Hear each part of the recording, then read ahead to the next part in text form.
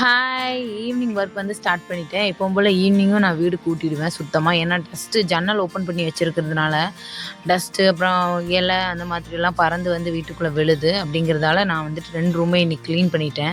எனக்கு லைஃப்பில் ரொம்ப பிடிச்ச ஒரு விஷயம் என்ன அப்படின்னு பார்த்தீங்கன்னா, எனக்கு ஸ்டிச்சிங் பண்ணுறது ரொம்ப பிடிக்கும். இது என்னோடய மிஷின். இது எப்போ வந்தாலும் நான் அடிக்கடி வந்துட்டு இதை பார்க்குறது, க்ளீன் பண்ணுறது, இதில் தான் டஸ்ட் இருந்தால் துடைக்கிறது, அந்த மாதிரி சின்ன சின்ன வேலை பண்ணுவேன். ஆனால் இப்போ ரீசெண்டாக எனக்கு ஸ்டிச் பண்ணுற எந்த ஐடியாவும் இல்லாதனால அப்படியே வச்சுட்டேன். இனிமேல் தான் அதெல்லாம் க்ளீன் பண்ணணும். அப்புறம் க்ளீன் பண்ணிகிட்டே இருக்கும்போது அம்மா மீன் வாங்கிட்டு வந்திருந்தாங்க. சரி இன்றைக்கி அதை மீன் குழம்பு வச்சுட்டு ஃப்ரை பண்ணலாம் அப்படின்னு ரெடி பண்ண ஸ்டார்ட் பண்ணிட்டேன்.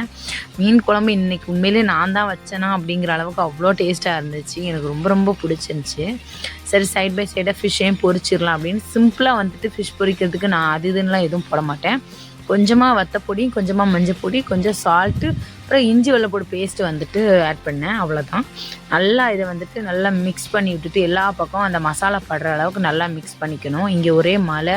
இந்த மழை கிளைமேட்டுக்கு இந்த ஃபிஷ் பொரித்து சாப்பிட்டா உண்மையிலேயே டேஸ்ட்டு சூப்பராக இருந்துச்சு.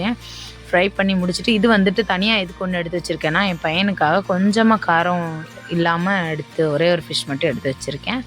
அப்புறம் சிம்பிளாக சூப்பரான மீன் குழம்பு ரெடி பண்ணி வச்சுட்டு, மீன் குழம்பு ஃபைனலாக இப்படி தான் இருந்துச்சு. எனக்கு ரொம்ப பிடிச்சிருந்துச்சு. அப்புறம் ஃபிஷ்ஷையும் ஃப்ரை பண்ணியாச்சு. இன்றைக்கி வந்து நான் வந்து டின்னருக்கு இதான் பண்ணேன். நீங்கள் என்ன பண்ணீங்க அப்படின்னு கீழே கமெண்ட் பண்ணுங்கள்.